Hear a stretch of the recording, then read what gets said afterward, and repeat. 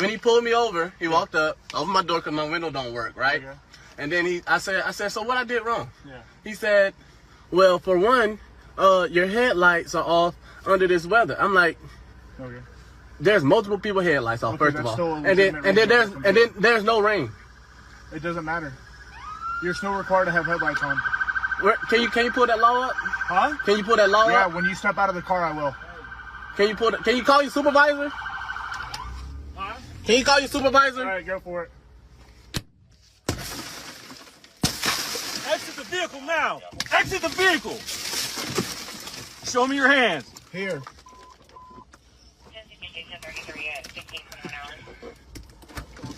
I'm here. What is your reason, sir? Step out. What is your reason? Step out now. All right. No, don't. Get on the ground. Stop fighting. Put your hands on your back. Welcome back to Stephen A. Smith Show. What you just saw was the cell phone video taken by William McNeil Jr. during the traffic stop on February 19th in Jacksonville, Florida. After being pulled over for allegedly driving without his headlights on in bad weather, you see an officer smashes the driver's side window, orders McNeil to exit the car and hits him in the face. Another officer pulls him from the vehicle and throws him to the ground as other deputies surround him, like I said, as you just saw. The video immediately went viral after McNeil posted it early this week.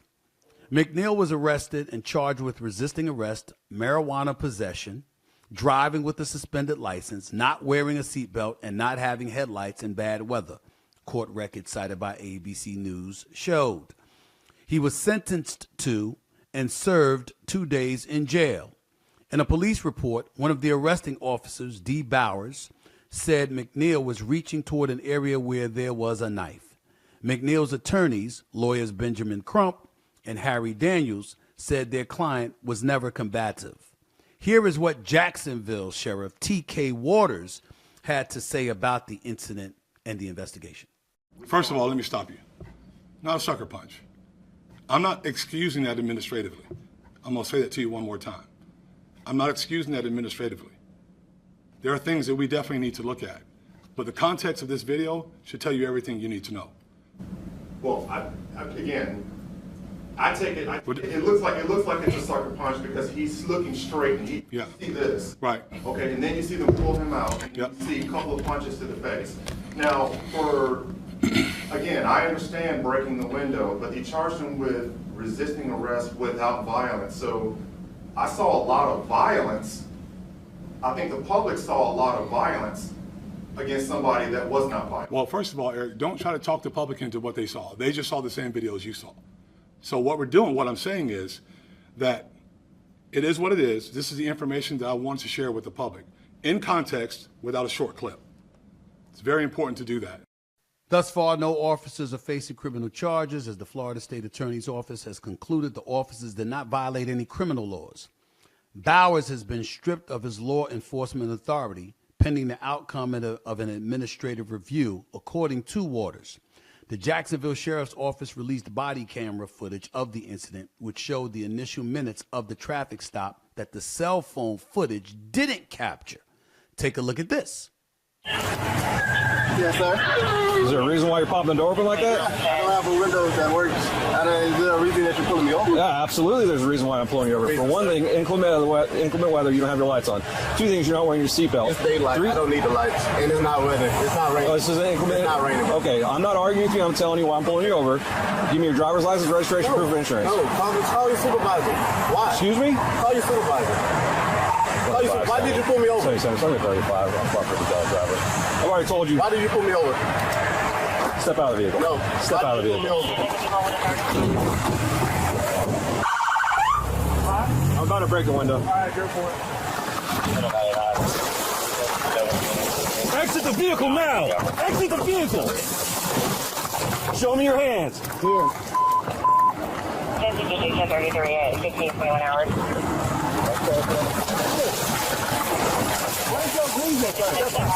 What is your reason? Step out now. No, don't.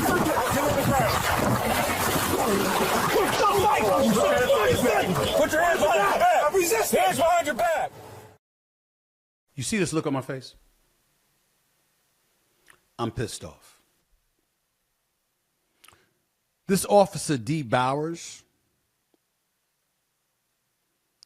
has been stripped of his law enforcement authority pending the outcome of an administrative review. Me personally, if he was cited for assault, if he was suspended without pay, I have no problem with that. But that is not why I'm pissed off. I'm pissed off at McNeil. What are you doing? What are you doing? Thank God you didn't get shot. The door was open, ladies and gentlemen, when he was talking to the officer. When the officer said, get out of the car, he shut the door and locked it. And listen, you know, just to make sure you understand my position. They asked him, why is the door open? He said his window was broke. He couldn't roll down his window. So that's why the door was open. But it doesn't negate the fact that he closed the door once the officer asked him to get out the car. It doesn't negate that fact.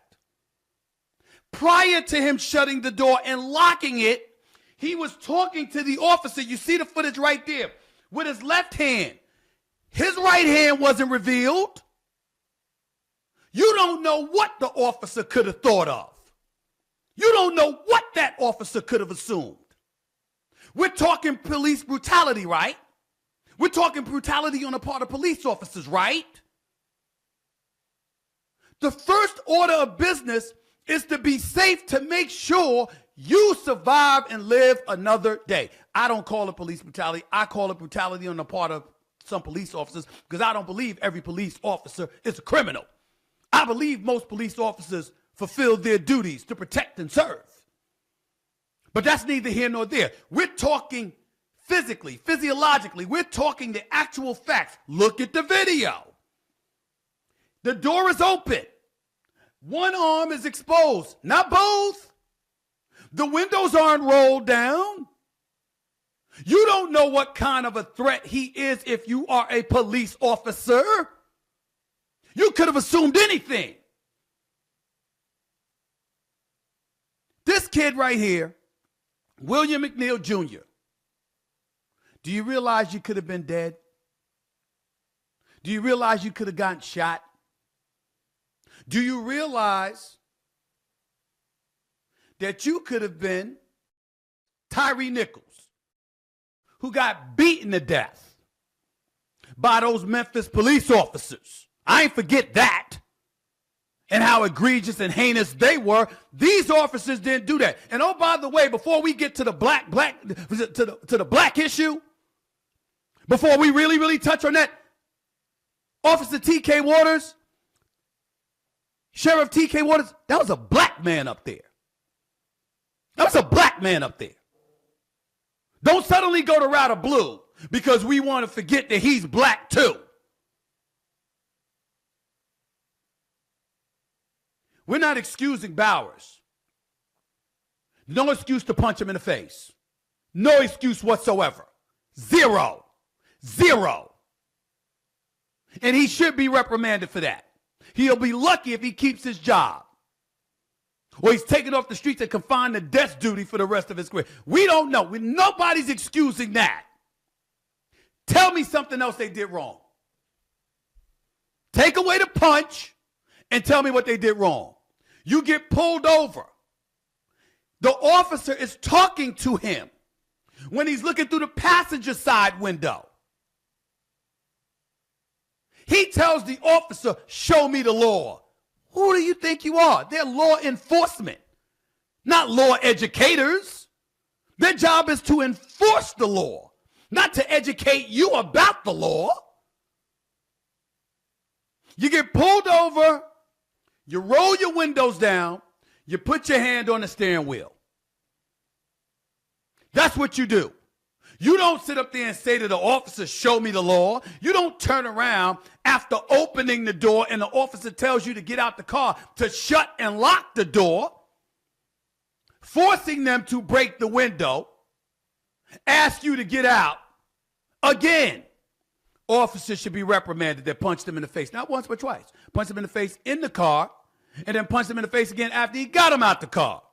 No excuse for that. That's excessive. No doubt about it. And that officer needs to be dealt with. There was nothing else that was the officer's fault. And that's hard for me to say. Number one, because I'm a black man and I'm usually leaning towards that. Number two, Benjamin Crump is his attorney of record. That's my brother right there. I love that man. But this driving while black assertion, you lose all of that when you acting like that. Because you see, I'm thinking about my nephews. I'm thinking about family. I'm thinking about my boys. I'm thinking about black people. How many people are going to get away with just that if you act like that? The officer is talking to you. And then you insist on him showing you the law. This brother goes to Livingston, HBC. I'm rooting for you. I'm trying to find where you're right. The officer spoke to you. You said, show me the law. The officer comes around, another officer's talking to you. You have your door open. Your door is already open. And you're talking to him. But you're concealing your right arm because you're sitting in a driver's seat. The officer don't know what you got in your arm. The officer don't know that. And then you shut the door with the windows rolled up and you lock the door? No. We can't condone that, ladies and gentlemen. I'll go anywhere, any place, anytime and say, we can't do that. You don't get to do that. If the officer asks you to step out the car, you have a right to ask, what did you do wrong? If the officer identifies what they believe you did wrong, that's what the courts are for. And I hate that, and I hate to have to say that because everybody don't have money to be going to court. And they don't have the time to be going to court and dealing with that bureaucracy where officers are usually favored, by the way. No, we don't have time. I got it. But that's the predicament he put himself in. What was the charges that were ultimately filed against him? Charged with resisting arrest, marijuana possession, driving with a suspended license. Years ago, I'm covering the Philadelphia 76ers game for the Philadelphia Inquirer as a beat writer. I'm in Michigan, driving from the Palace at Auburn Hills to the Romuald Marriott near the airport. I've got 3 journalists in the car with me. I'm driving. I get pulled over. 8 cops surrounded the car. They pulled me over. Said, what did I do? They came up, you're driving, you were speeding. I didn't think I was, but okay. They took my license and the rent-a-car registration, turned around, came back to the car, told me to get out the car. 8 officers surround the car. I didn't think that was necessary. But I got my ass out that car. And they ultimately put me in handcuffs and sent me and took me to the jail in Troy, Michigan. I was driving with a suspended license and didn't know because I had a speeding ticket. I paid the speeding ticket, but since it got there late, license was still deemed suspended because I had a $15 late charge that I hadn't paid. I thought it was much ado about nothing. I wanted to sue their asses, throwing me in jail. for hours. And the only reason I got out is because a dear friend of mine, Audrey, kept pummeling them with phone call after phone call after phone call while she was working for CNN to get me out of there.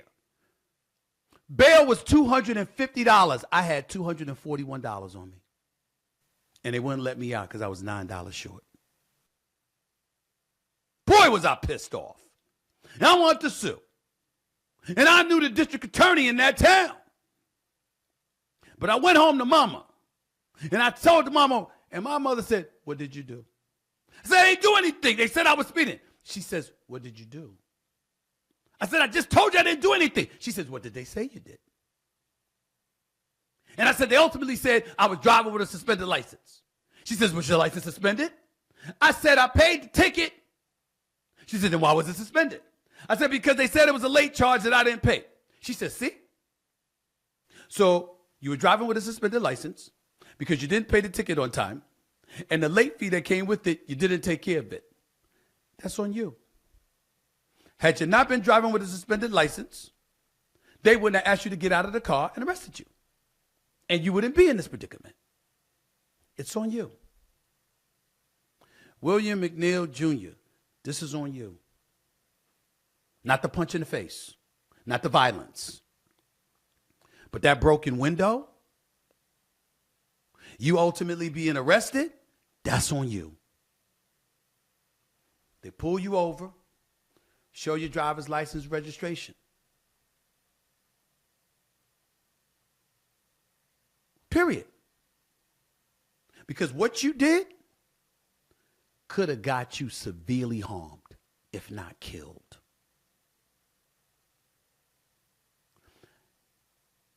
With all due respect, I got this line from Spock in the Star Trek movies.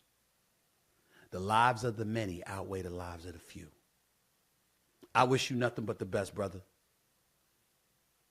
Hope you in school, great grades, getting your education, and whatever it is you're going to do with your life, you do it well. Not rooting against you, nothing like that. But I got an obligation, having these airwaves available to me, to look out for the lives of the many, not just yours. And most folks, unfortunately, discriminately, black folks who acted the way that you acted when pulled over by a police officer would find themselves far more harmed than you did. I don't recall any time in my lifetime where I can see a black man talking to a police officer is actually talking to him, and he says to the police officer, show me the law. And then they ask him to get out of the vehicle, and he shuts his door closed, the driver's side door that he had open, shuts it, locks the door, prevents the police officer from getting in, where they got to crash the window in order to unlock the door and get him out. I have not seen that. It reminded me of Tyreek Hill of the Miami Dolphins last year or a little while ago when he was sitting up there looking at the police officer. Hold on, dog, hold on. What do you mean, hold on? They snatched his ass out of the car and said, you don't tell us to hold, we tell you to hold on. Law enforcement. They're not law professors. They're not a district attorney or a defense lawyer. They are law enforcement.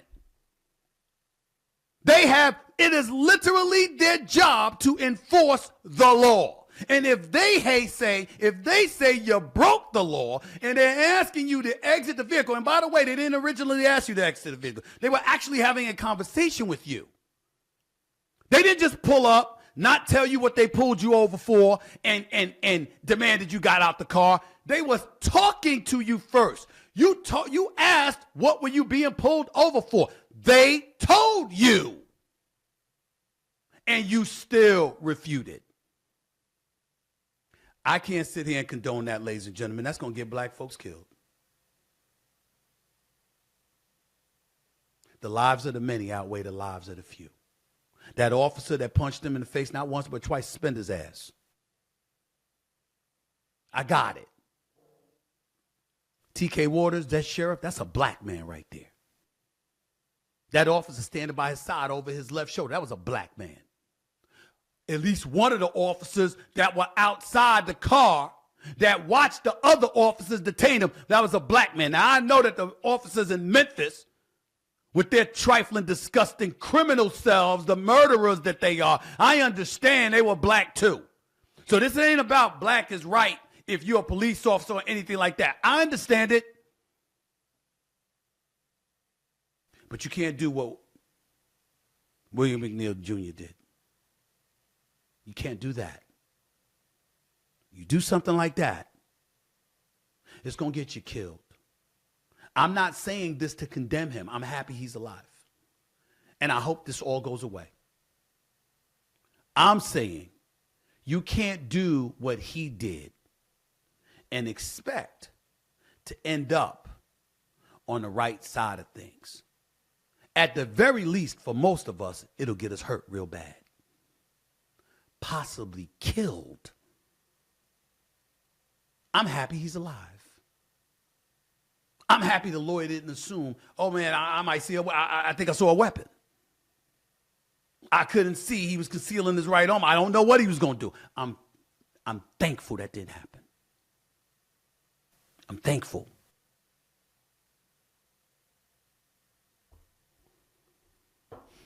As frustrating as it may be, we're a nation of laws for a reason. You can't openly defy police officers like that and expect things to go your way. You just can't.